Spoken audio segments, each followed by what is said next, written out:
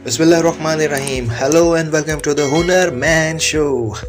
आज हम देखते हैं रेशम के कीड़ा और कुछ लोग जो उसी की तरह काम कर रहे होते हैं। तो हमें बहुत ज़्यादा इम्पॉर्टेंट होता है कि अपने इर्द गिर्द चीज़ों को देखें और समझें कि कौन अच्छा काम कर रहा है, कौन किस तरह से कर रहा है। उसकी मिसाल लेकर इंसानों को उसी तरीके से चलना होता है, अच्छी चीज़ों को एक्सट्रैक्ट करके अपने लिए कारामद बनाना होता है। तो बात करते हैं रेशम के कीड़ों की कि किस तरीके से वो अपना काम करते हैं और हमारे लिए क्या रहनुमाई है उसमें।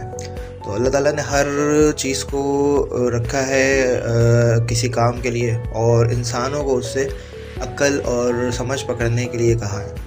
तो रेशम के कीड़ों की अफज़ाइश शहतूत के पत्तों पर की जाती है क्योंकि इसके ग़िज़ा ही शहतूत के पत्ते होते हैं। इसे शहतूत के दरख्त पर रेशम के कीड़ों का कच्चा रेशम तैयार करते हैं। फिर इसी रेशम को मुख्तलिफ़ प्रोसेस से गुजार कर काबिल इस्तेमाल रेशम तैयार किया जाता है, जिससे मुख्तलिफ़ किस्म की कीमती रेशमी चीज़ें तैयार की जाती हैं।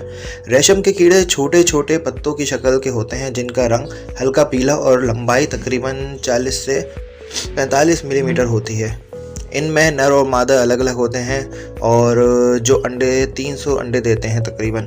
इन्हीं अंडों से नर्म और नाजुक लार्वा निकलते हैं। यही लार्वा मुख्तलिफ़ मदारिस से गुजर कर कच्चा रेशम तैयार करने के लायक हो जाते हैं। इनके मुंह के पास एक छोटा सा उभार होता है जिसे ये कीड़े मुसलसल घुमाते जाते हैं, जिसकी वजह से कच्चा रेशम के कूपे हासिल होते हैं। ये कूपे दबी और बेज़वी शक्ल के होते हैं। इसी को कूपे में लार्वा 2 हफ्ते में बलागत को पहुँचता है। इस कूपे में कुछ कीड़े महबूस होकर मर भी जाते हैं और कुछ इसे फाड़ कर बाहर निकल आते हैं, मगर ज़्यादातर कीड़े इसी में घुट कर मर जाते हैं। फैक्ट्री में हासिल शुदा नर्म और नाजुक कूपे को मुख्तलिफ प्रोसेस से गुजार कर रेशम हासिल किया जाता है। इसी तरह ये हकीर और नन्हे मुन्ने कीड़े अपनी मुसलसल लगन मेहनत से रेशमी तागे तैयार करते हैं, जिनसे खूबसूरत रेशमी चीज़ें तैयार की जाती हैं जो न सिर्फ महंगी होती हैं बल्कि आम आदमी की पहुंच से भी बाहर होती हैं। फिर यही कीड़े अपने कूपे में घुट कर मर जाते हैं, मगर दुनिया को एक बेशकीमत तोहफ़ा दे जाते हैं। इंसान खुदा की बेहतरीन मखलूक है, मगर इंसान दूसरे इंसान से रंग व रूप मिजाज में मुख्तलिफ होते हैं। कुछ लोग अपनी सारी तवज्जो शोहरत पाने पर दे देते हैं और कुछ लोग जिस्मानी खदोखाल को तराशने में अपनी सारी सलाहियत सर्व कर डालते हैं। ऐसे लोगों को दूसरों के मसाइल और मामला से कोई दिलचस्पी नहीं होती। इस किस्म के लोग दरअसल अपने ही गिर्द रेशम के कूपे की तरह हिसार बांध लेते हैं और फिर अपनी ही इस छोटी सी दुनिया में महदूद होकर घुट कर मर जाते हैं। मगर कुछ लोग ऐसे भी होते हैं जो दूसरों के लिए जीते हैं। इन्हें दूसरों के दुख दर्द मसाइल से दिलचस्पी होती है। ऐसे लोग दूसरों के ज़ख्मों का मरहम बन जाते हैं। ऐसे लोग दूसरों के गमों को खुशियों में बदलने की कोशिश करते हैं। इनके आंसुओं को पहुँच कर इन्हें मुसर्रत और शादमानी का तोहफ़ा देते हैं।